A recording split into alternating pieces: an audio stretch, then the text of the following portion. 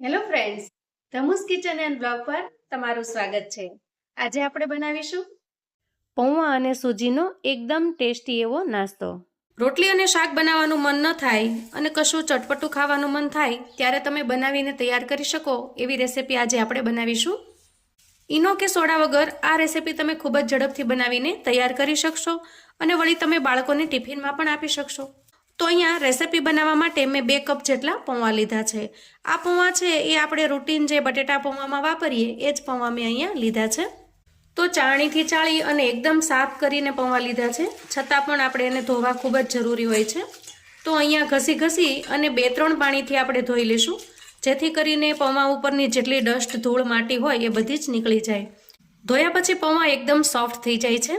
અહીં તમે જોઈ શકો છો એકદમ સોફ્ટ થઈ ગયા છે, પણ આપણે આને હજી વધારે સોફ્ટ બનાવવાના છે। તો આ રીતે આપણે એક ડીશ ઢાંકીશું અને એને સાઈડ પર મૂકી દઈશું। હવે આપણે લઈશું અહીંયા 1 કપ રવો। તો અહીંયા મેં એકદમ ઝીણો બારીક રવો આવે છે એ લીધો છે। તમારી પાસે જો જાડો રવો હોય તો તમારે એને મિક્સચરની અંદર થોડોક ફેરવી લેવાનો, કેમ કે રેસીપી માટે આપણે એકદમ બારીક રવાની જરૂર છે। હવે અહીંયા 2 થી 3 ચમચી જેટલું મેં દહીંનું ઘોળવું લીધું છે। તમે દહીંનો પણ ઉપયોગ કરી શકો છો, એનાથી પણ ખૂબ સરસ બનશે, પણ મારી પાસે ઘોળવું અવેલેબલ હતું એટલે મેં એ નાખ્યું છે। દહીંને એકદમ સરસ ફેંટી અને લસ્સી માટે તૈયાર કરેલું હતું। તો અહીંયા જે દહીંનું ઘોળવું એડ કર્યું છે એને આપણે સૂજીની અંદર એટલે કે રવાની અંદર મિક્સ કરી લઈએ।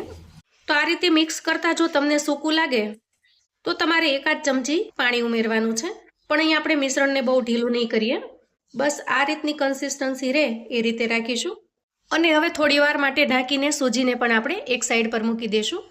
હવે અહીંયા આપણે ગેસ ઉપર એક પેન મૂકીશું અને ગેસને ઓન કરી લઈશું અને પેનની અંદર આપણે 1 ચમચી જેટલું તેલ એડ કરીશું। તેલને પેનમાં આવી રીતે ફેલાવી દઈશું। તો અહીંયા 2 નાની સાઈઝની ડુંગળી છે એને મેં આવી રીતે કટ કરી લીધી છે અને એવી જ રીતે 2 ટમેટાને પણ મેં કટ કરી લીધા છે અને એક લીલું મરચું લીધું છે નાનું એવું, એને પણ આપણે એડ કરી દઈએ અને 2 થી 3 મિનિટ માટે આપણે ઢાંકણ ઢાંકી દઈએ। થોડી વાર ઢાંકણ ખોલી અને આપણે આ પીસ છે એને આગળ પાછળ ચલાવી લઈએ, જેથી કરીને એક જગ્યાએ ચોંટી ન જાય અને ફરી પાછું ઢાંકણ ઢાંકી દઈએ। તો અહીંયા પ્રોસેસ કરતી વખતે ગેસની ફ્લેમને આપણે એકદમ ધીમી રાખીશું। તો અહીંયા ટમેટાની ડુંગળી સારી રીતે સતળાઈ ગયા છે।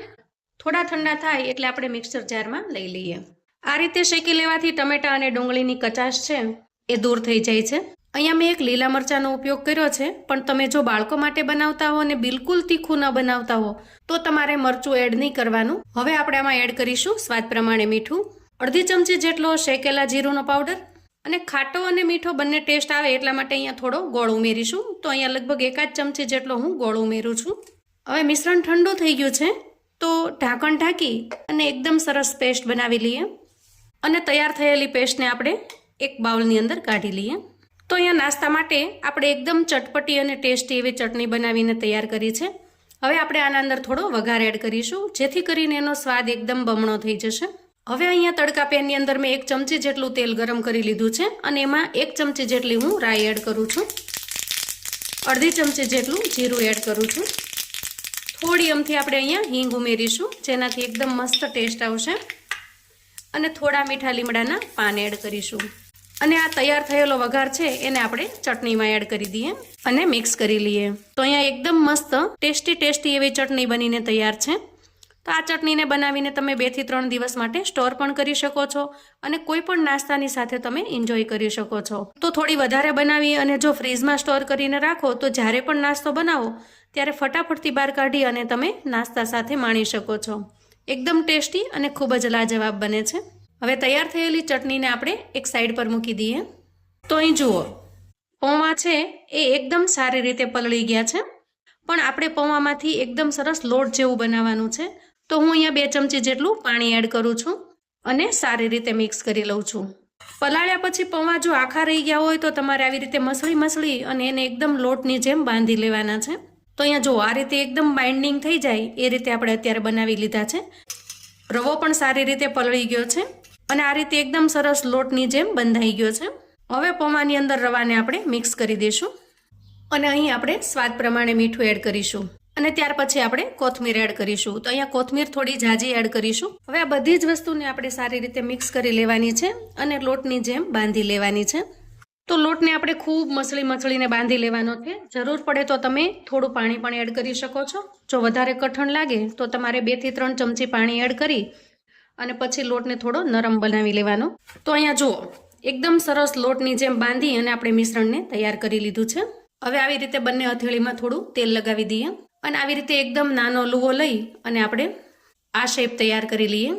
આપણે એને આવી રીતે દબાવી અને ચપટા નહીં બનાવીએ, આમનામ જ રહેવા દેશું. તો અહીંયા બધો જ નાસ્તો મેં આ રીતે શેપની અંદર લઈ લીધો છે. હવે અહીંયા જુઓ મેં એક મોટું વાસણ લીધું છે અને એમાં આવી રીતે એક સ્ટેન્ડને મેં ગોઠવી દીધું છે. સ્ટેન્ડ ગોઠવ્યા પછી એમાં હું 1.5 ગ્લાસ જેટલું પાણી ઉમેરું છું. હવે આવી કાણાવાળી કોઈ પ્લેટ લઈશું અને સ્ટેન્ડની ઉપર એને સેટ કરીશું. અને આ લીધેલી પ્લેટને આપણે ઓઇલથી ગ્રીસ કરી લઈએ જેથી કરીને નાસ્તો ચીપકી ન જાય. અને હવે તૈયાર કરેલો નાસ્તો છે એને આપણે આવી રીતે પ્લેટમાં મૂકી દઈશું. તો જુઓ એકદમ સરસ આપણે નાસ્તાને સેટ કરી લીધો છે. હવે ઢાંકણ ઢાંકી અને 5 થી 7 મિનિટ માટે ગેસ ઉપર મૂકી અને આપણે આ નાસ્તાને સ્ટીમ કરી લઈએ. તો અહીંયા અંદાજે 7 મિનિટ માટે આપણે નાસ્તાને સ્ટીમ કરી લીધો છે અને હવે આપણે ઢાંકણ ખોલીને જોઈ લઈએ. તો અહીંયા તમે જુઓ એકદમ સરસ ફૂલી ગયો છે. હવે આપણે આ પ્લેટને બહાર કાઢી લેશું અને નાસ્તાને ઠંડો થવા દેશું. તો આ સ્ટેજે નાસ્તો એકદમ સરસ ઠરી ગયો છે. તમે સિમ્પલી આ રીતે પણ ચટણીની સાથે ખાઈ શકો છો. જો તમે ડાયટિંગ પર છો અથવા તો ઓઇલ ફ્રી ખાવાનું પસંદ કરો છો તો આ નાસ્તો તમારા માટે બેસ્ટ ઓપ્શન છે, કેમ કે ખૂબ જ હેલ્ધી છે અને સાથે સાથે ઓઇલ ફ્રી પણ છે. પણ બાળકોને આપણે જો ટિફિનમાં નાસ્તો દેવો હોય તો થોડો એટ્રેક્ટિવ કરીને આપીએ જેથી કરીને દેખાવમાં એકદમ સરસ લાગતો નાસ્તો છે એ બાળકો ઝડપથી પૂરો કરે છે. તો અહીંયા થોડું તેલ મૂકી અને આપણે નાસ્તાને ફ્રાય કરી લઈએ.